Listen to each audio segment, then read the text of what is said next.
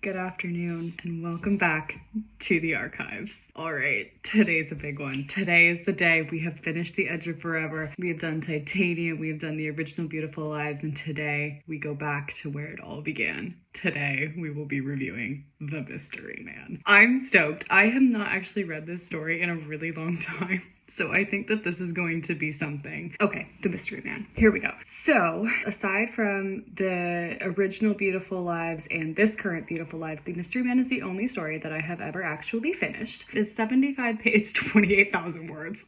Nothing at all. This is going to take us 20 minutes. I wrote The Mystery Man when I was 12, and there are two major influences that brought this story about. So the first one is that I was 12. My family and I went on a vacation to the Bahamas. We went to a resort called Atlantis. There was a attraction of some sort. I don't even really know what it was. It was an underground, maze is not the right word. It was basically an underground aquarium. In this underground aquarium, there was a singular room that was kind of designed to be, it looked like an office. Some studio, study, underground. I wouldn't even say lab, that's pushing it, from this lost city of Atlantis, because the resort obviously was called Atlantis. I walked into this room and I thought, that's cool. Let's write a story about Atlantis.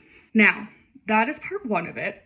This office inspired me to write a story about the lost city of Atlantis. The second part of it is that at that age, I was absolutely obsessed with Nancy Drew. Mostly, so I did read a lot of the books, but there were these computer games, these interactive computer games where you played as Nancy Drew, you solved these mysteries, you would go around and collect clues and talk to characters.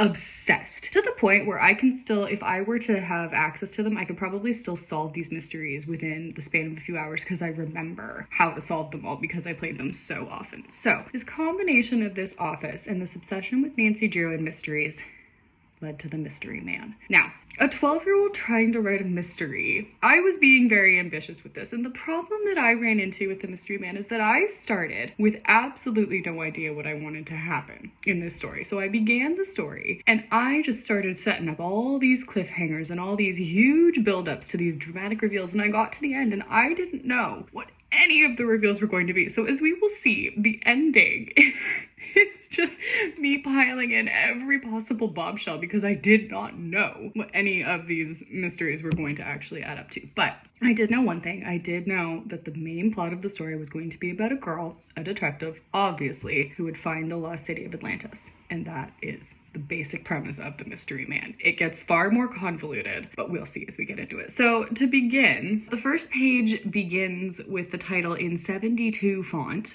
just says The Mystery Man in giant letters by Kate Davey. Then there are two blank pages, and then we have the prologue.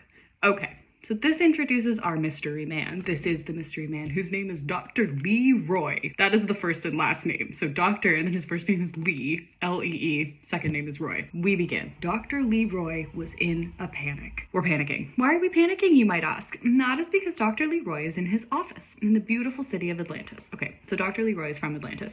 We're going to be okay, so we all know how much difficulty I had with suspending my disbelief for Beautiful Lives. Obviously, I didn't have the same issue going through the original Beautiful Lives or Titanium. I had no problem making crap up for those ones.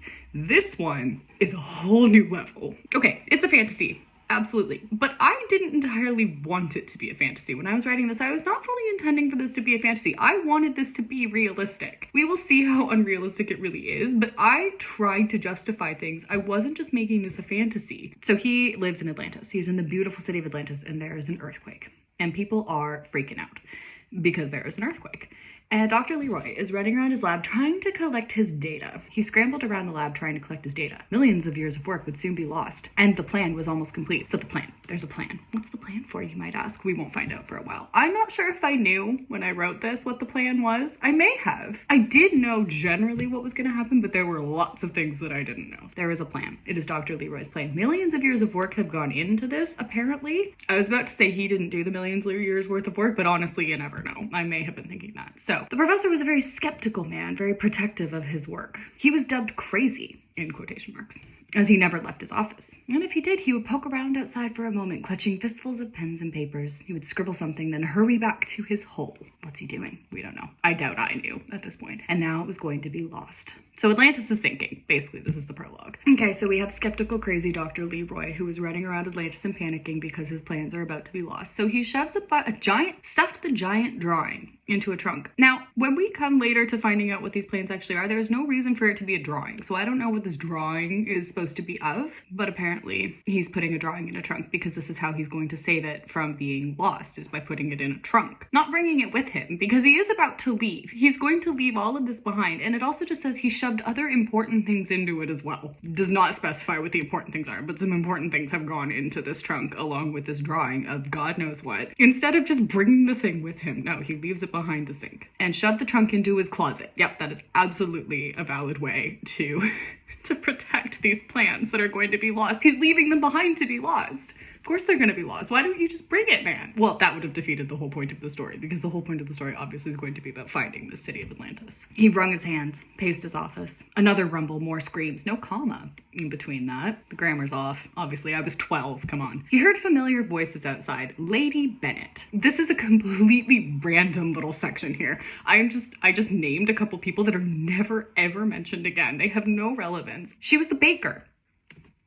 The singular baker. She sold fresh breads and cakes. This is all in the prologue, right? This is important setup for the story. She's never mentioned again. And was well known around the Paradise City. Atlantis was quite gorgeous. There's just a random little sentence in there. It had incredible things, indescribable things. And I've said indescribable because I'm not about to describe these things. I don't know what they are. We listened to the other cries. People like Tanya, who had many children. Who the fuck is Tanya? She never appears in this story again. We just have thrown in a line about how Tanya has many children. Don't know. Professor heard Tanya bustling her children to the rescue pods, right? So there are rescue pods that are saving these people of Atlantis. I guess they were prepared for something like this. And Dr. Leroy, oh, okay, I justify it here. It's not too late, Dr. Leroy thinks. I could still get on a pod and bring the trunk. Why don't you just bring the drawing? Well, you don't have to bring the whole trunk. And he thinks I could still make it. But no, it was time for the moment of truth. He could get on a pod, but he would leave his work. Why? Why would you do that?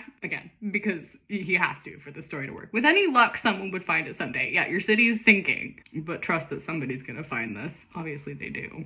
The man grabbed a notebook off of his shelf. Okay, so he did bring a notebook. We don't say what's in this notebook. Maybe later we do, actually. I feel like this notebook comes back. Tucked it into the folds of his jacket, leaving his life's work behind, Dr. Leroy left his office and boarded the rescue pod awaiting him. So that is our prologue. All right, so that is setting up Dr. Leroy. He has left behind his work. What is his work for? We will find out later. Okay, and now we start with chapter 1 and we meet our hero, Sophie Mandarin. All right, Sophie Mandarin is our detective. Sophie jumps on her bike. She is pedaling down the street. She has just gotten out of school. She's on the way to the cop shop with her friends. I guess that's a coffee store. Turned a corner, breathing the New York air. Guess she lives in New York. Sophie's 14. She has long, straight caramel hair. Why do all my characters have long, straight caramel hair? Jenna and Titanium did. I'm pretty sure she actually referred to it as that. My long caramel hair had been straightened. So she has caramel hair. Sophie has caramel hair. I'm pretty sure the original Lexi I was picturing had something along those lines. At least this Lexi does not. She has red hair in my mind. But Sophie has long caramel hair and bright green eyes. She was the smartest kid in her class, played tons of sports, loved adventure and mystery. Again, we've got a lot of perfect characters. Sophie was one of these ones. And we will see, I continue adding on. Sophie just has so many random hobbies. We'll get to that. Sophie could never resist a mystery. No, neither could I. Oh, and first outfit of the story. She wore jean shorts and a camouflage camisole. She tossed her flip-flops into her backpack when she just took off her shoes to go into the store. Goes into the store. Some of her friends were already at the counter with a newspaper. These are 14-year-olds with a newspaper.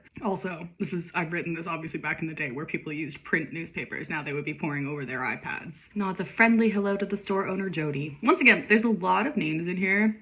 They're just popped in, never mentioned again. Like Tanya with her many, many children. Okay, Sophie sits down beside her best friend, Ella. Ella says, "Did you hear?" and shoves the paper into Sophie's face. Sophie needs a minute to recover from that. And there is a headline, bold and underlined, blaring out at her, but I've only written it in bold. I haven't underlined it. So what the hell's wrong with me? Man from the wreck Atlantis dies, begging for his work to be found. Okay, so Dr. Leroy has died. And this is an article in the newspaper because a crazy old man has died. Sophie turns her attention to the article, and here the article's in here. So let's read the article. Dr. Leroy from the lost city of Atlantis passed away this morning at the age of 102. Damn. Apparently, Apparently, says the newspaper, his family had plans for a machine that will stop the end of the world. Okay, so we've got a doomsday coming. As he lay on his deathbed this morning, he begged for someone to go to the wreck of his hometown to find his work, return it to the surface, and complete the designs before it's too late. Why did he not bring his work? Again, I know why. We need Sophie to go down to the... She is 14. She is going to go to the lost city of Atlantis. That is not a spoiler because that much is obvious at this point. He died, not only of old age, but of a heart attack that hit just last night. Right, so he had a heart attack, survived for the night, and then died the next morning. But not only of old... I love that. Not only of old age, but of a heart attack. So he died of a heart attack. Why did I put that line in? It weakened his body. Sent him spinning to his grave. Dr. Roy was one of the few people to escape the earthquake that engulfed his city many years ago, except I wrote it like a lot of people escaped, so I'm not sure how he was one of the few people, but I guess he was one of the few. I thought Tanya and her many children escaped. Okay, Sophie reads the paper, and obviously the reason why her friends have given her this paper is because they think that this is a mystery that Sophie is going to solve. Obviously it is. So Sophie lowers the paper, looks at her friends, and asks if they know where he lived. And I have written here that she reaches up and she tugs on a bit of her hair, and in my mind, I'm pretty sure if anybody's read a series of unfortunate events, you know, like Violet will tie her hair up when she has an invention idea or something like that. I think I had intended this tugging on her hair to be Sophie's sort of mannerism when she's thinking about a mystery. I don't think she ever does it again. Oh, and we end with an impact statement, which is her friends cheered because Sophie has decided to take on the mystery. Okay, now we meet Sophie's family. And Sophie's family, I don't know where this came from, but I decided that I needed Sophie to have a massive family. It needed to be chaos. I don't know where this came from. So let's see. Sophie's at home. Let's see what her family's up to. Sophie is lying on the couch. Her youngest brother, Thomas, thumping urgently on the floor upstairs like he always did when he needed help with his homework. So he's just lying on the ground, slamming on the floor because he needs some help with his math homework. Her second youngest sister, Tara, was lying on the carpet singing loudly. Sophie's other two brothers were playing table hockey in the basement, and her three slightly younger sisters had friends over that evening like normal. I believe this is a family of 10 children. House is loud, as it always is, because Sophie's got 9 siblings. Sophie's on her laptop, researching about Dr. Roy. Oh, she and her friends rode to the newspaper. It doesn't say the newspaper's office, it just says they rode to the newspaper. Asked where the professor had lived, and oh, lucky them, he lived in Sophie's town of Manhattan. They made an appointment with his personal assistant, Dr. Leroy's personal assistant, who the newspaper called when they found out who the girls were interested in. And then they tromped home. What a great word. She walked into the house. Mom's on her way to get groceries. Dad wasn't home from work yet. I don't even remember Sophie's dad. Sophie is the oldest, so she has to watch the kids while she waits for her twin brother, David, to get home from tennis. So David was the only person that Sophie could tolerate for more than 10 minutes. Nice. So Sophie hates her family, apparently, but not David. Oh, and there's a baby as well. Agatha. Baby Agatha. Screaming in her room. Sophie goes to the baby's room and says having 9 siblings was crazy and unfortunate, but Sophie managed to cope. Sophie goes into the baby's room and yells, "Ag, go back to sleep." Nice. Good job, Sophie. Approaches sister's crib, beginning to rock her when Aggie really started to cry, but she was already screaming, so now she's really starting to cry. Sophie was beginning to lose her temper. You know what? I get it. 9 siblings, that's a lot. Oh, Aggie wailed. Tara screeched, singing in the rain. Interesting song choice. Thomas thumped louder than before, was screaming too. Oh, Sophie has a brother named Adam. I don't know what it is with the name Adam. Adam was in Titanium. Adam was in this one. Any story that I have finished or come close to finishing, there is an Adam. Weird. Adam and Mike, her twin brothers. There's a lot of there's twins and triplets. There's 2 sets of twins and a set of triplets in this family. Poor mom. Damn. So Adam and Mike are yelling over table hockey. Her other 3 sisters, Alexis, Julia, and Natalie, were screeching with laughter with their friends, and Sophie is about to blow a fuse when her brother David gets home to save the day. David comes in. Sophie collapses into a chair. Oh, and forgot another apostrophe. So David comes upstairs, runs over, scoops the baby back into the crib, and tosses her a soother. And Aggie's quiet again. So that's all she needed, was a soother and David. Apparently everybody just needed David. So David goes to Sophie and says, "Let's go up top." They go up to the roof. They sat with their eyes wide. What are their eyes wide at? David asks if she's tired. Sophie says a bit. They turn to look out over the setting sun. Oh, she's relieved she has her brother because no one else in her family was her age. Nice to talk to someone who really understood teenage stress. Although the twins usually did fight, when they were on the roof, they were different people. They never fought up here. And now Sophie says, "David?" And he says, "Yeah." And Sophie says, "Do you believe that Atlantis is really out there?" And David responds saying, "I believe what you believe, sis." Wuss. Have your own opinions, David. Oh, and then Sophie kind of stares at him and he says, "Yes, I think it's real." Obviously, it has to be. And the way that they wrote this newspaper article, it sounds like yes, it was confirmed to be real. Sophie looks at the sky, the orange and pinks of the flowers that bloomed out of her mother's garden in the hot summer breeze. And David asks if she wants to stay on the roof. He'll go look after the kids for a bit. And Sophie says, thanks, but I have another question. David says, sure. And Sophie says, do you think I could find it? And David says, Atlantis? A normal person, I doubt it. You, maybe. Yes, because she is 14, and absolutely, finding Atlantis is something that a 14-year-old is fully capable of doing, and as we'll see, it is. Sophie smiles. David looks away and says, you can do more than the average, Soph. Wait a sec, did you find another mystery? Oh, Sophie smiles impishly. David groans. What is it this time? He asks. And Sophie asks if he heard about Dr. Leroy. And David says he saw a couple papers on his way home from tennis, but doesn't know who he is. And Sophie says he's from Atlantis, died this morning, left some big plan to save the world in Atlantis. He wants someone to go find it. And you decided to, says David. And Sophie says, yep. David says, well, good luck. And turns around and leaves. Supportive brother. So Sophie reaches into her pocket, gets a new notebook, pulls out a new notebook that she just bought. And at the top of the page, she writes Atlantis Mystery. Closes the book. That's all she writes. She just writes Atlantis Mystery and then goes downstairs. Sophie goes down to the basement and Sophie has a lab in the basement. We have described this lab. There's a cubby in one corner where Sophie kept her many notebooks relatable. This was definitely, I had a lot of notebooks as a kid. Then there was her table with tons of forensics and other mystery equipment. So this is now where I'm starting to add in Sophie's many hobbies. So mysteries, sure, but forensics. Her laptop was normally in the corner, but it was currently on the couch where she'd left it. Sophie goes to sit at her mapping table because Sophie is also a cartographer. Sophie likes to make maps, and apparently people pay her to design maps for them. Oh, and she loves any form of art. Her art desk was in the corner of the lab. So Sophie sits at her mapping table, adds a few little details to the map of the Himalayan mountains that she's working on. All right. And Sophie's mother gets home. Sophie's mother walks into the house. Okay, this is in all caps. This entire thing is in all caps. She says, Sophie, with 1, 2, 3, 4, 5, 6, 7 exclamation marks. Then she says, David, with 1, 2, 3, 4, 5, 6, 7, 8, 9, 10, 11, 12 exclamation marks. Now we've got in all caps, Tara, Thomas, Aggie, Adam, Mike, Alexis, Julia, Natalie, other girls that might be sleeping over tonight, with 1, 2, 3, 4, 5, 6, 7, 8, 10, 11, 12.